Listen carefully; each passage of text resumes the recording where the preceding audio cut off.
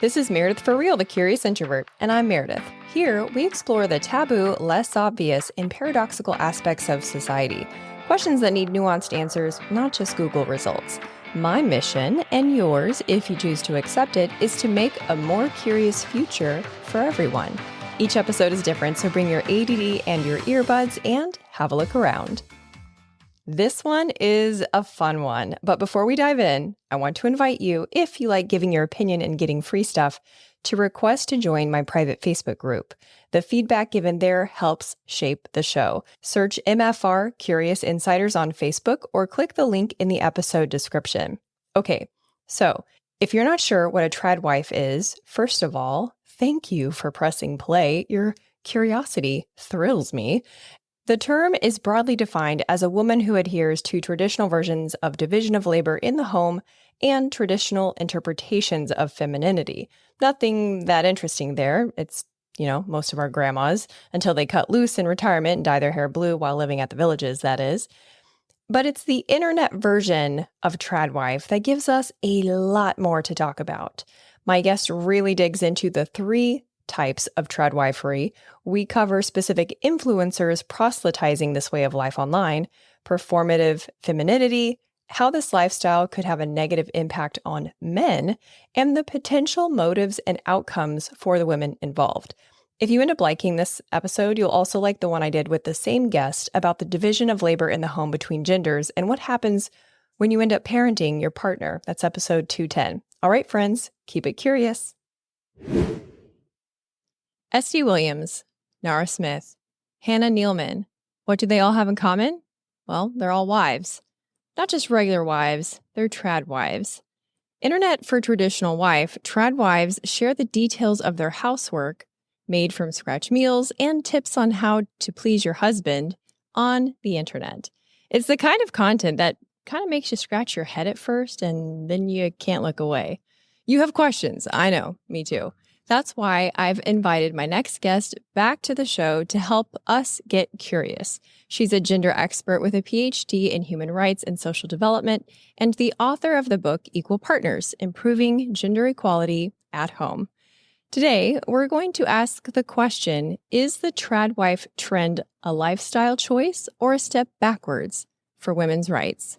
Societal examiner, equality contributor, thoughtful writer, Dr. Kate Mangino. Thanks for coming back.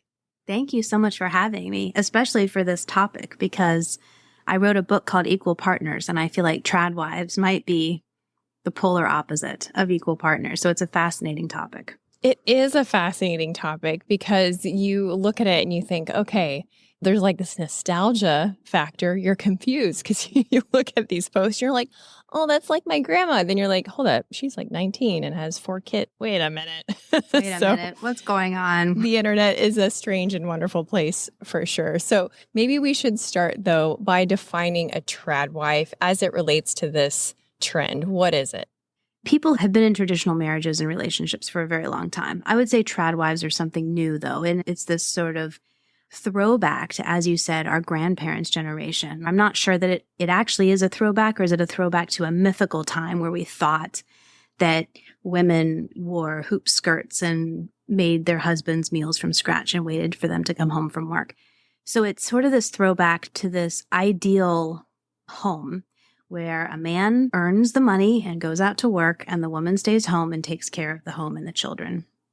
And there are many tradwives who take to social media. They're all over TikTok and Instagram. And as Estee Williams has said, it isn't necessarily just an independent choice. It's actually a movement. And many of these tradwives are very young. So we're not talking about baby boomers who are, demonstrating a traditional lifestyle. We're talking about people who, a lot of them are under 25. These are Gen Z women who have grown up with greater access to gender equity than ever before in their lifetime.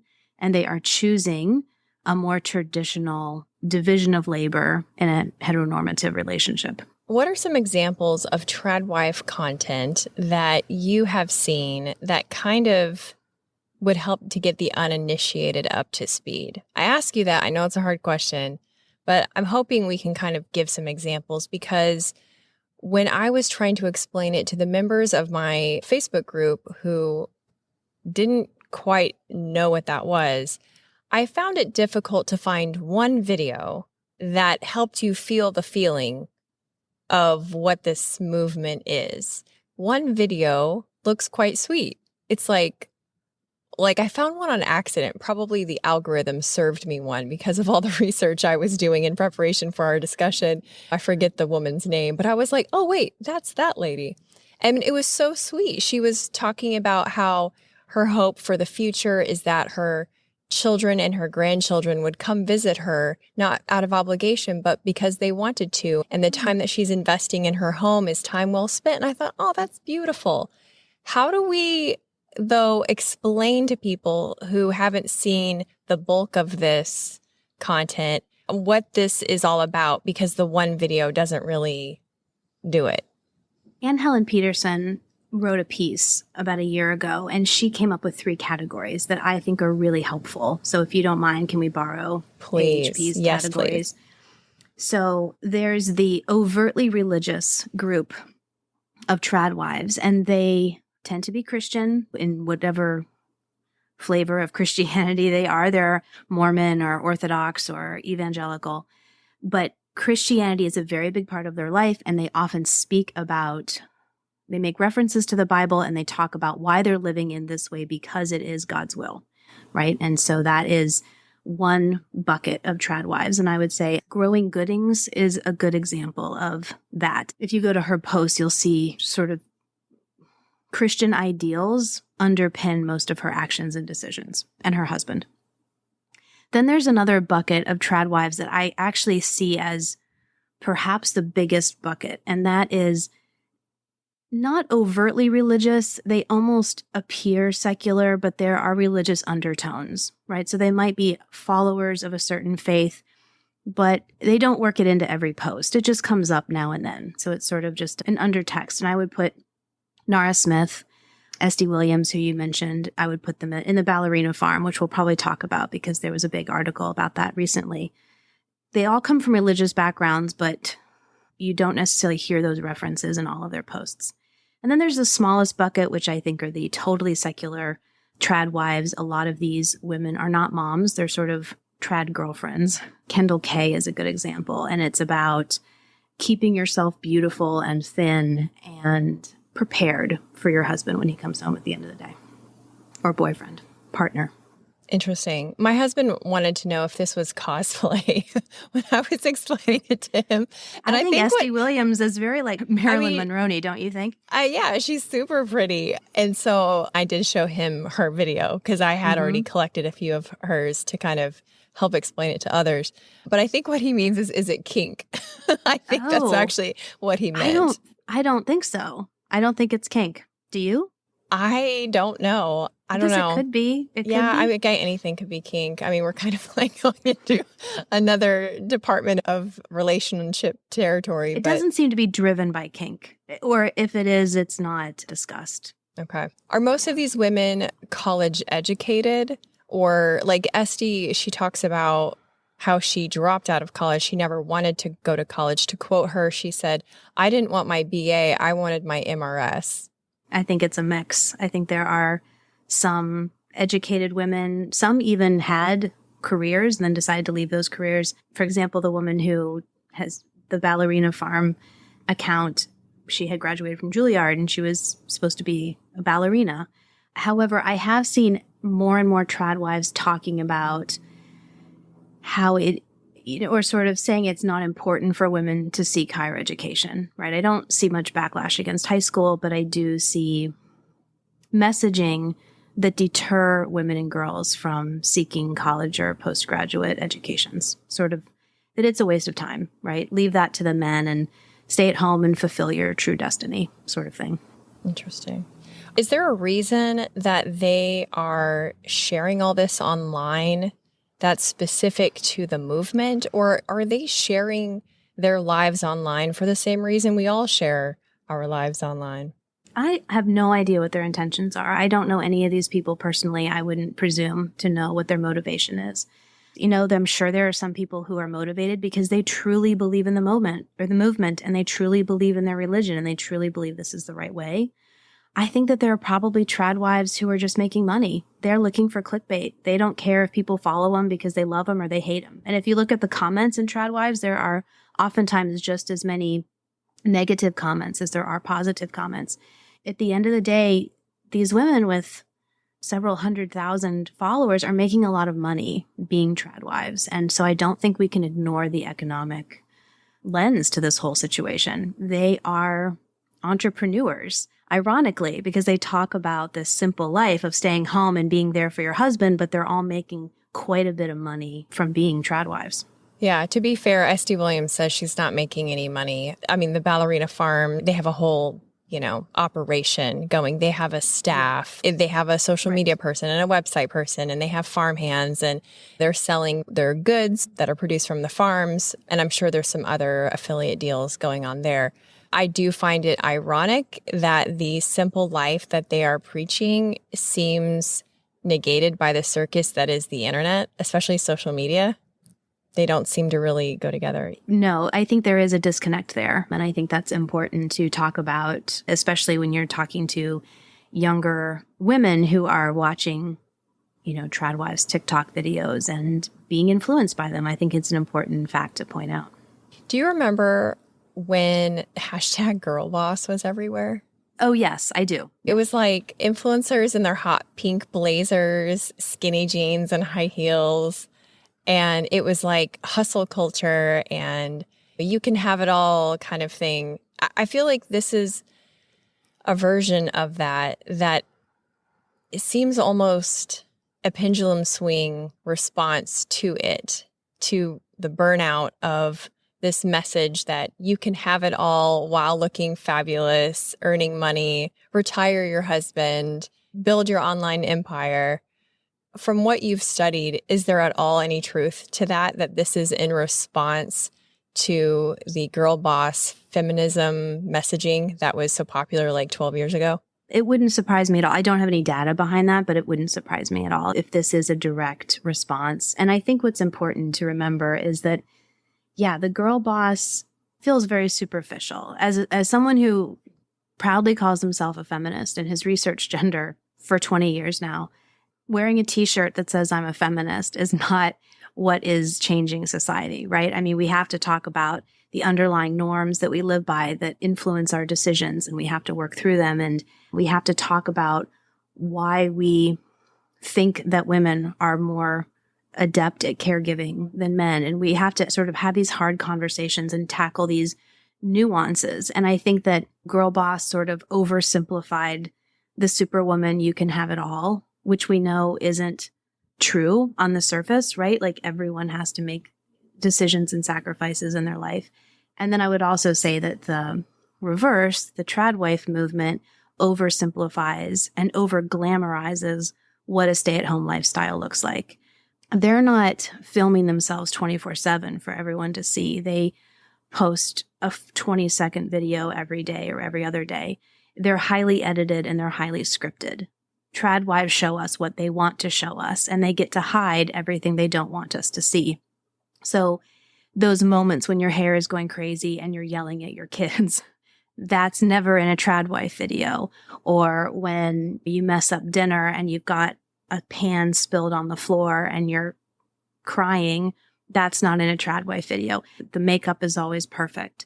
There's definitely a material bent to it, right? The home is decorated nicely and you have the perfect cupcake tins for the perfect holidays, right? And the perfect apron. There's absolutely sort of a capitalist tone to all of this, that you have all these pretty things and you have this quiet and orderly home.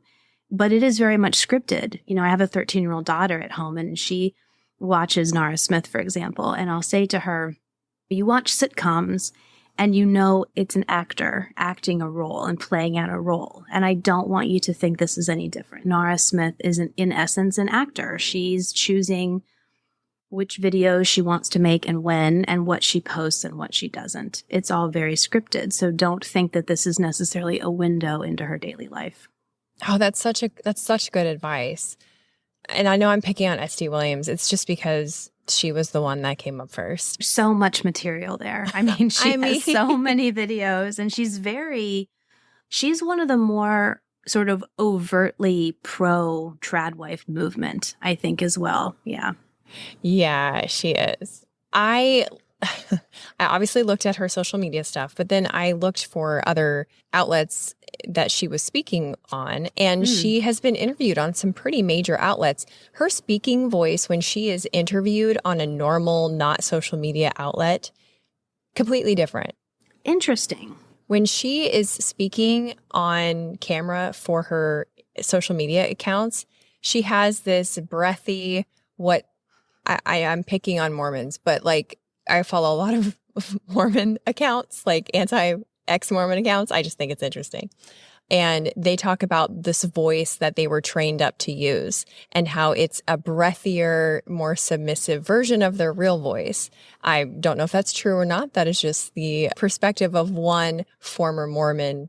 But it was the first thing that I thought of when I heard her voice on social media, because she's like, okay, girlies, when your husband comes home, you need to put on some perfume and do all that. And I'm like, Make sure your hair's done. Put on something pretty. It is. You're right. It's breathy and it's little girl. It's a very submissive voice. And I think that is another that it exactly explains that she's playing a role, right? She obviously has multiple personalities and traits, as we all do. She's a complex human. We're all complex humans. And so it's interesting that a different side of her comes out when she's doing interviews on major media platforms versus the videos that she's making for her audiences. Because in those major media platforms, she has like a normal voice. And she's like, yeah, this is just the way that we choose to live. What's the big deal? And she almost has this like shrug, like, yeah, this is just my choice. No big deal. And I'm like, wait a minute. If it's no big deal, then why are you posting a video every day talking about a movement and how your life would be so much happier if you also cut the chaos and tried out a more simple life? So I don't buy that. And she contradicts herself a lot in her videos. She'll say, I'm not telling anyone what to do. I'm just saying that the better way to be is to be a stay-at-home woman and take care of your man. She talks a lot about the chaos of the world and how quiet and simple and happy her lifestyle is because she has decided to live in a more traditional way. And I think that is the appeal of why we watch, because at first you watch this stuff and you're like, why are they doing that? Being a stay-at-home mom or dad is really hard work. Really hard work. It's so hard. I think being a parent in general is just, not that I am one, but like it is so complex and so difficult and nonstop. And so I don't know. And I just feel like it is like definitely overly glamorized. So when you're first watching this content, you think to yourself, okay, that's great. But why would you also add to your plate like setting up the camera for that? Behind the scenes, you've got a tripod at least, and you've got probably a light. It's enhanced reality. You have to set up the shot. It takes extra time. Why are you adding that to your day? So once you get past that, then you get to the stage where you're like, wait, why am I watching this? And I think I love that term, enhanced reality. I cannot take credit for that. That is thanks to a local branding firm, ID Group here in Pensacola. They use that word. It's enhanced reality.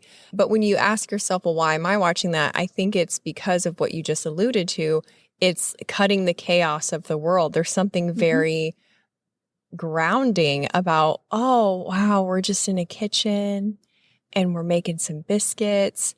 It does remind you of your grandmother. So it gives you like those good vibes. But you're right. It's a bit performative because it's not the true messaging. However, nothing on social media is. So this is where I need you. I need Dr. Kate Mangino in the house, because we all know, aside from young people, we're talking about adults here for a second, we all know social media is not real. So how are they any different? Like, am I picking on them because I'm like, that shit ain't real? And then I say to myself, wait a minute, there's nothing about any of the accounts that I follow that's very real at all. So why am I particularly picking on them? Do you see what I mean? I do, but it doesn't matter if it's real or not. When you watch enough of something, it normalizes things for the watcher, right? It normalizes that you should make everything from scratch. It normalizes that when women are at home raising their kids, they have full makeup on and a $2,000 gown, right? The other day, Nara Smith was making homemade cough drops with like this feather boa on. I mean, you watch enough of it and you start to form patterns in your mind, and it starts to normalize and change the expectations you have for yourself, right? It's like we saw, for example, you look at the fashion industry. After decades of all of the mannequins being size 2, it normalizes that's supposed to be our size.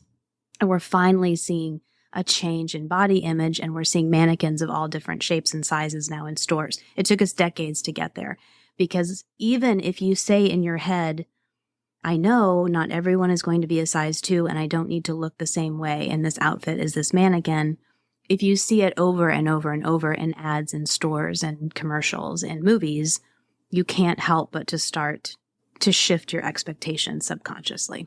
And so that brings up the question, is this just strange entertainment, or is this dangerous? And if it is dangerous, how dangerous is it? One video, one tradwife is not dangerous in the least.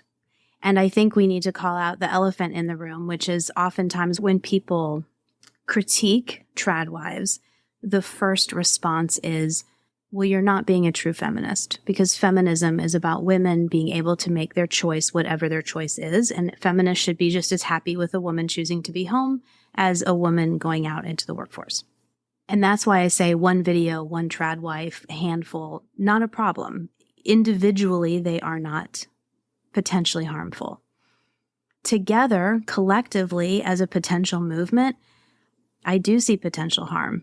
I would describe that in 2 different ways. I think there is harm. The first is when women take on a role in the home and they remove themselves from public life, then the business executives, the politicians, the presidential candidates, the Congress people, the administrators of hospitals and universities are all going to be men. Right? When women pull themselves out of a workspace, what do you have left? And men are going to take leadership roles the same way that men had all the leadership roles several decades ago.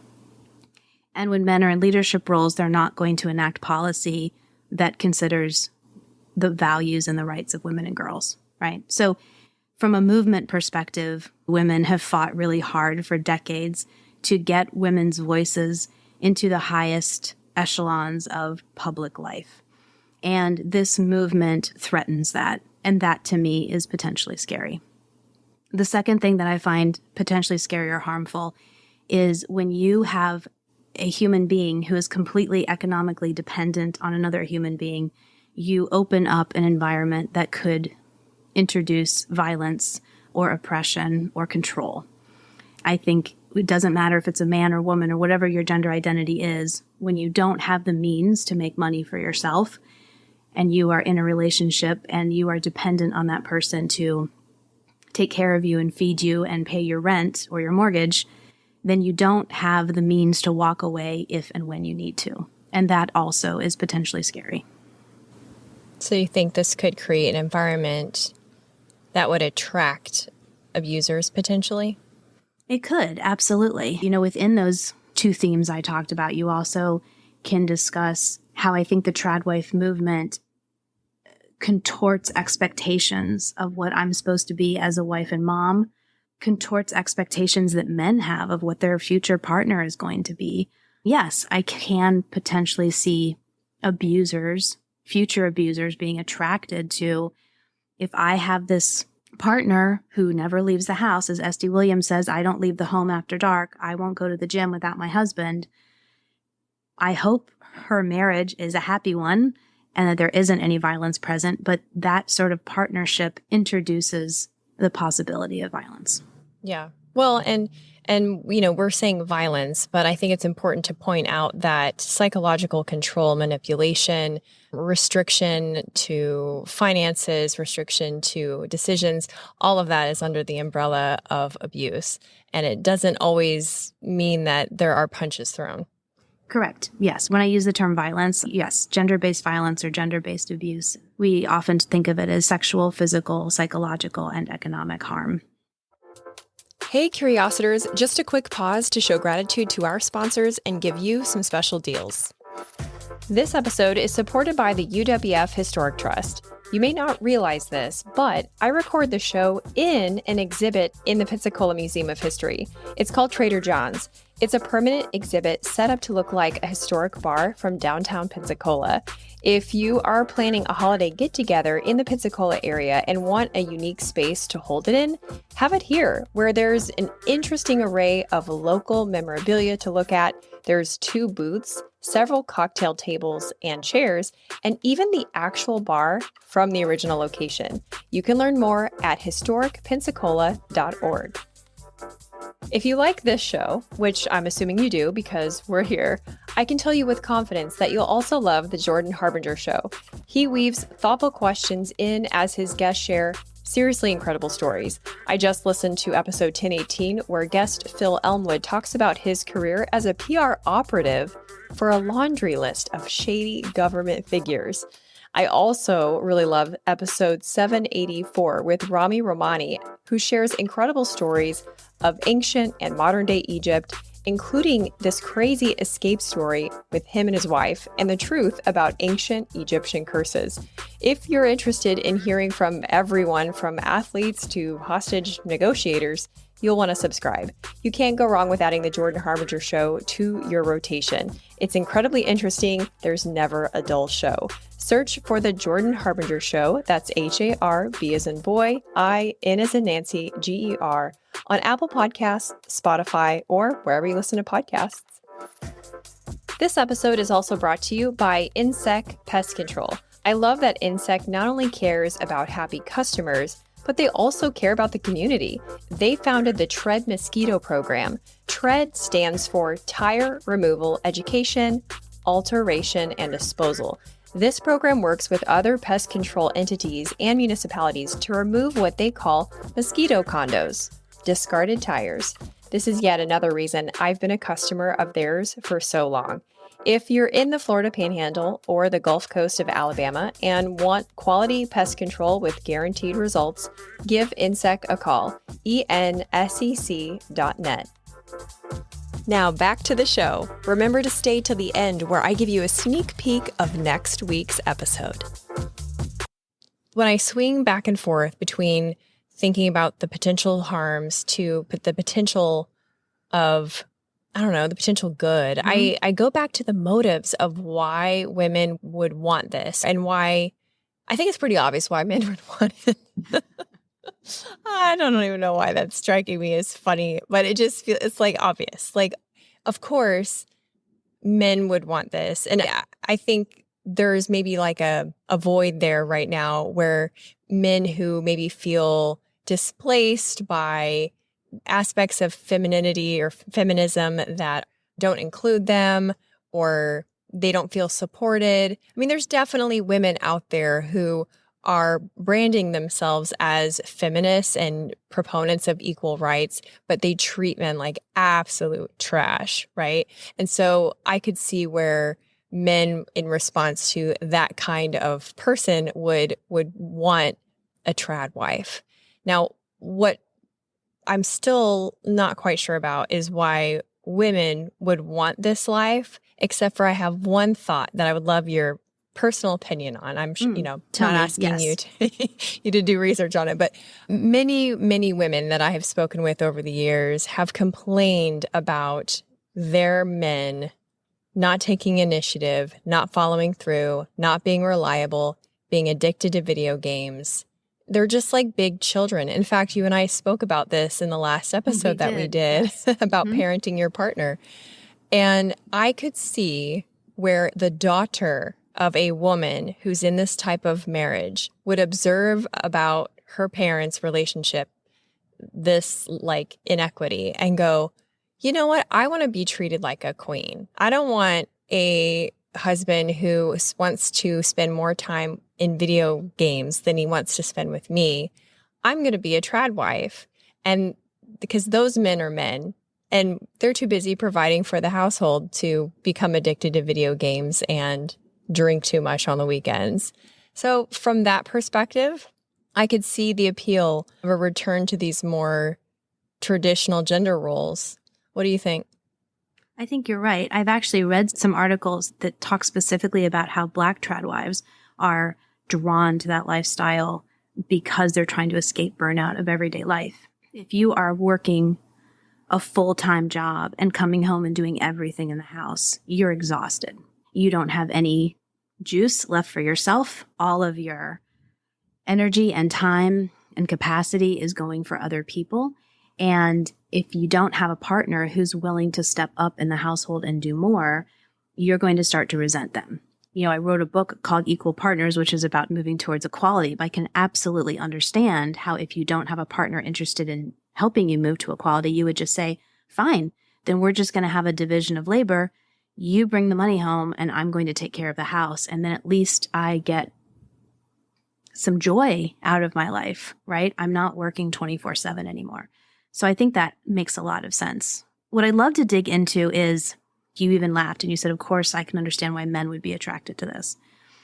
But I think it's important, which I haven't seen many people talk about, is I think a lot of men would not be interested in this. And I think that the traditional lifestyle can potentially harm men too. And when I think about all of the advances that we've had around men being true fathers, truly involved parents, men who care for their elderly parents, men who are allowed to be in touch with the emotional side of themselves. I think all of those things are hugely beneficial to men. And if they're pushed out of the home and into an income generation role, they don't have the opportunity to explore those things about them. Parenting isn't playing a game of catch with your kid for a couple hours on Saturday. Parenting is about the slog of the everyday. And some of the most joyous moments of parenting comes in those moments that you don't expect it. It's not when everyone is dressed to the nines and taking pictures in front of the fireplace for a holiday card. The best parts of parenting are sort of the spontaneous laughter during bath time or bedtime. You have to put in time to get those moments. And if men are pushed away from the home, they're not having those moments. The other thing that I think can be harmful is it's incredibly stressful for one person to feel the weight of the family's finances. The last statistic I saw from the Bureau of Labor and Statistics of the United States is that 80% of families have dual income. I think some of that might be for choice, but a lot of it's for necessity. Not many people earn an income high enough to support an entire family on their own. And so to have one person say, I want to be a traditional stay-at-home, and you earn all of the money, that's putting a lot of stress and pressure on that one person. We know that men die an average of 5 years before women. We know men have higher rates of substance abuse and heart disease than women. And I think a lot of that internalized stress comes from the weight of having to be that family breadwinner. Those are such good points. I'm remembering now when we had our first discussion, how you talked about what did you call it? It's gatekeeping. Yes. Like parental gatekeeping that women have done historically because they were powerless in society. And so they became powerful in the home and therefore would exert their power in different areas of the home, including not allowing husbands to be parents, and how sad that is. And you're absolutely right. I'm so glad that you brought up that point. The economic pressure part of it too, that would be a lot. Yeah, I think I wouldn't want that. That would stress me out to be the only income earner in my family. Yeah, thank you for bringing that up. I think I got a little tied up into the relationship part of it, the part that is what you call the performative femininity. Sure. Yeah. And I think a lot of people would be into that. Don't get me wrong. But That's why my husband was like, are you sure this ain't cosplay? Like, well, we don't know what's going on, babe. I don't know. It could be. There's a lot written in sort of how teenage boys have access to porn in ways that they never have before. And that has altered Gen Z's expectations around partnership and sex and what sex is supposed to be like and look like. And I think that Tradwives could kind of be like, obviously it's not pornography, we understand that, but it still is demonstrating an unrealistic lifestyle and setting unrealistic expectations. And so I think that it's not helping young men who might watch Tradwife videos and then go out and go on dates with people. That's probably not realistic of people who they're going to meet. I think that Tradwives, again, because it's edited, it's scripted, they only portray this sort of put together, happy, quiet, whispering, submissive wife. And I don't know for sure, but I'd be very interested to know, is Estee Williams actually like that all the time? Does she ever break? Do they ever argue? Does she ever reach her breaking point? Don't all humans at some point in time? I think this would be a good time to talk about the recent article on ballerina farms. And we will link that so everyone can get up to speed if they haven't read it. But essentially, this journalist went out to the farm. I mentioned Ballerina Farm's real name in the beginning, Hannah Neeleman. So she, as you said, was training in a very prestigious school of dance and had all these things going for her. This guy caught her eye, wanted to be with her. His dad owns JetBlue, I guess. And yes, so he obviously have means. So many memes. And he was able to pull strings so that he would sit next to her on her flight and courted her. They got married. And now they are living out his dream of living in this farm, quite a bit of acreage in Utah. And she had to leave the life of pursuing to be a ballerina. And there's very few quotes in this article where she is actually speaking because the reporter could not get her alone. So I'll let you pick it up from there because I'm curious to hear what your perspective is as a gender expert versus mine just being like a regular person who happens to have a podcast. So I think that, I read the article like everyone else. It came out a few days ago now, and it was sad. It was a sad article because it sort of, in The Wizard of Oz, when they pull back the curtain and they realize it's just a little man. That's how it felt to me, that the curtain was pulled back and this woman who everyone thought was so happy and had this amazing farm with this beautiful long wooden table and this gorgeous kitchen, all these sweet kids, and was out milking the cows every morning, and that she actually came across as sad. And the article, as you said, she wasn't often alone. The journalist repeatedly said they had a very hard time getting one-on-one time with her, that the kids and her husband were always around and sort of answering questions for her. There was a lack of self-agency coming from her. And she would talk about all the sacrifices that they had made as a couple to be who they are. But when the journalist dug down, she realized that the sacrifices were really on her part, not on his. He got his dream of living in Utah on a bunch of acreage. She had to give up being a ballerina. He had his dream of having as many children as God would give them. She was definitely showing signs of fatigue of birthing 8 children in 8 years, right? And I think it was an important article to, again, bring to light this idea that what we see on social media may or may not be accurate, right? What they were portraying and everyone was buying into is something very different than what reality looks like. As a gender expert, I would say that's a sad situation, no matter the identity. If you're talking about 2 women or 2 men or non-binary people, or if it was swapped and he was the one that had no self-agency and she was making the decisions, any of those situations would be a little sad when you have one person in the relationship that is doing 90% of the sacrifice for their partner. However, we know that statistics, and we have data to tell us that women are statistically more likely to be disadvantaged than men, right? And so because of gender norms that portray or idealize femininity to be submissive and caring and supportive, and we idealize masculinity to be leadership roles of control and decision and authority, we still see this happening in relationships between a man and a woman. And so it is far more likely for a woman to be silenced in a relationship than her husband. Interesting. Yeah, it was a very sad article, but hopefully it does bring some realism to the people who are idealizing their situation in a manufactured way, like that they'll read the part where she will stay in bed for a week at a time because she's exhausted. And I couldn't help but read into her desire to do pageantry, because that was the other element that we haven't brought up yet, is she competed in Mrs. America. What? 12 days after 12 giving? days after giving birth. Was it her 7th or her 8th child? I've only had 2 children, but I can't imagine competing in anything 12 days after giving birth. And again, I think this sets unrealistic expectations for women. I don't know. There's half of me that's like, you go, girl.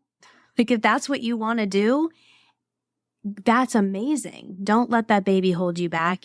Follow your dreams. And there was part of me that felt really proud of her, if that was her choice, if that's truly what she wanted to do. If she was pushed into that because she felt like it was what she had to do or what she was supposed to do, that's what makes me feel sad. I hope that young people who watch her TikTok channel are also going to read this article. Women who are teenage girls or young women who might idealize or might be considering a more traditional lifestyle.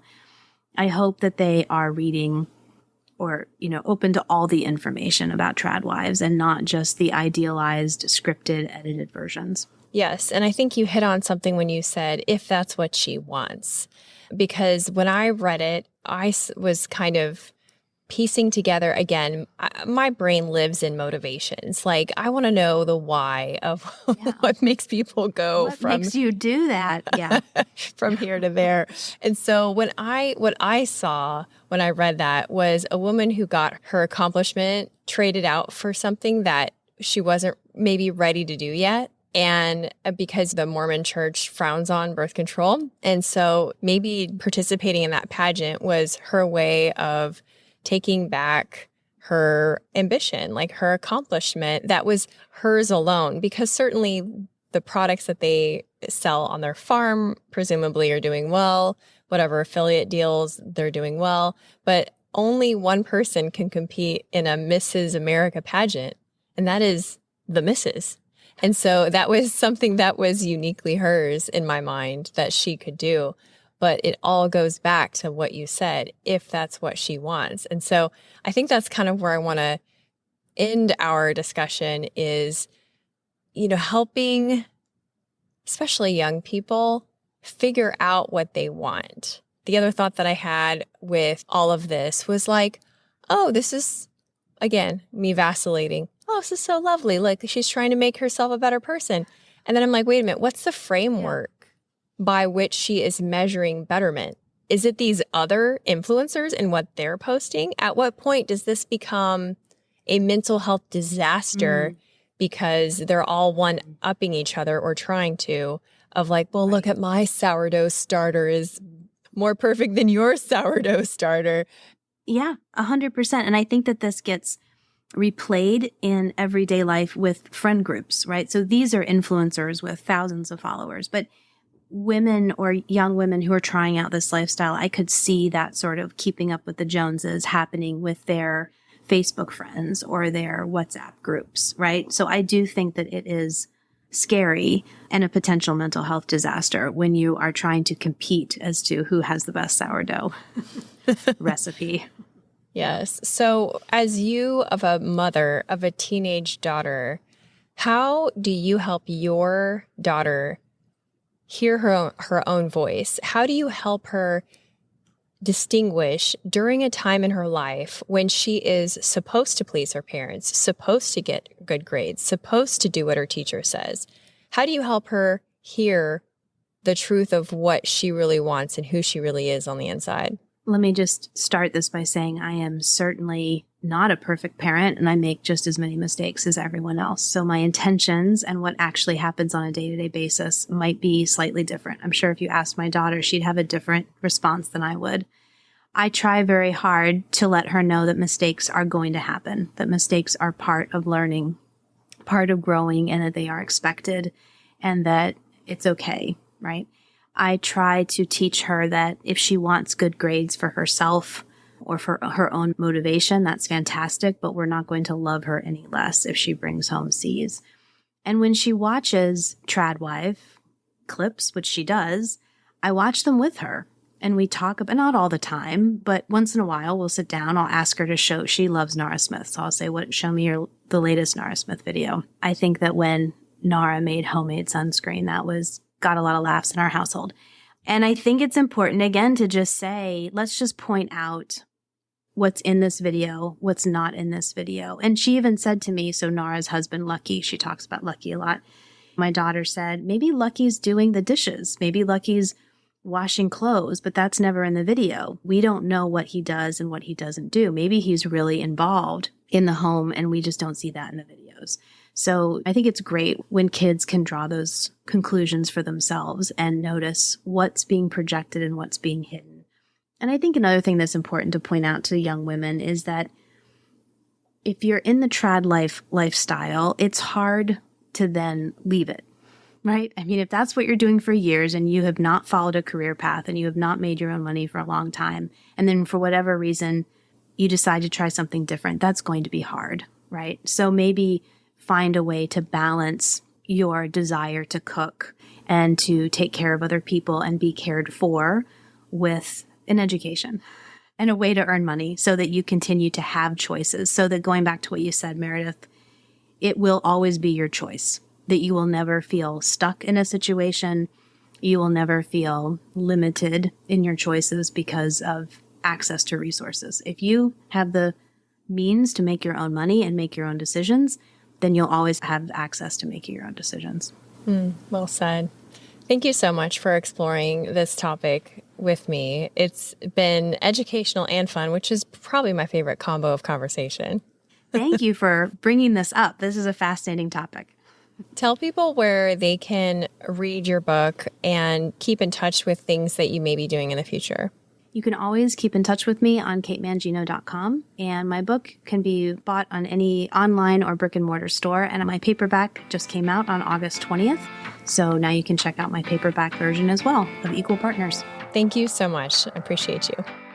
Thanks for listening. If you liked this episode, you'll also like the one I did with the same guest about the division of labor in the home between genders and what happens when you end up parenting your partner. That's episode 210.